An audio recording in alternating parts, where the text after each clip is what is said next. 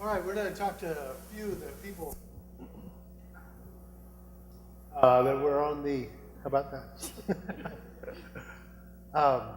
We're on the Mexico trip that we just watched a video from. Who do we have up here? Why don't you guys introduce yourself? I'm Dee Coulter. I'm Corey Hayes. Les Coulter. Ken Hayes. All right.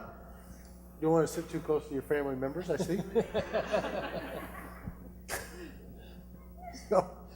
It was a long trip. Oh, was it? You just barely recovering. Well, you guys celebrate your anniversary down there.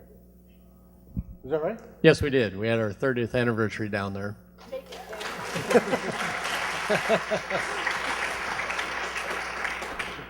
So, now, have you guys all gone before, or Corey's the veteran out of the group, huh? Yep. Was it hard working with these people and teaching them what to do? Very. So now you know what they went through as parents, teaching them. It's true. So what we watched a little bit of what in the video what you guys got to do, but kind of explain some of what we saw, or maybe some other things that happened. I'll start because it was our first time, so we didn't really know what to expect, but I was told that I was going to be doing physical labor and lots of hard work and everything, and we got there, and because I'm a teacher and Ken's a teacher and Maria is a teacher, found out that we were going to be teaching, and I know no Spanish, which was okay until Maria's had a death in the family because she was our interpreter. She had to leave. So that left Ken and I to teach in Spanish for a week.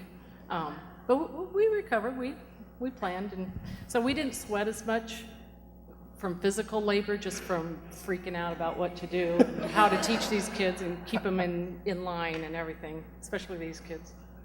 Well, you guys are both in education. Were they in school over there, or was it a summer break?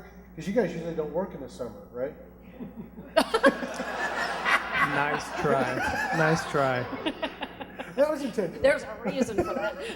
The orphanage is a very structured place. They do train their kids to value the work ethic as well as education. And so even in the summer, they try to balance their day with work and education as well as play. Oh, okay. Oh, great. Les, would you go back? Would I go back? Yes, probably not annually, but in the future I probably would. Okay. One thing that I discovered when I was down there is, well, I'm a banker, so I think money a lot. We had the opportunity to go into town and dig a trench for a facility they're building in town. And we'd done a lot of labor during the week, and we thought we didn't want to spend a whole day or two just with a shovel.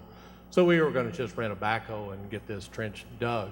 And so we all kind of talked about it, and I personally thought it was going to be $400 or $500 to dig this trench, and I was willing to chip in and pay for that.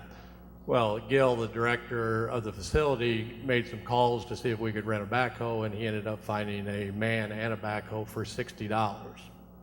And so what's laying on my heart at the moment, I mean, it obviously costs us all money to go down there, and at the moment, the argument in my head says it's maybe more valuable for me to send my money down there and provide jobs for local people and get a community effort going as far as helping each other, and my transportation dollars would probably go to better use in some instances to help them than my physical presence.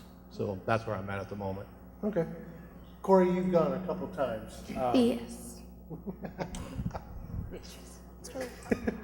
But why do you see it's important for you to go?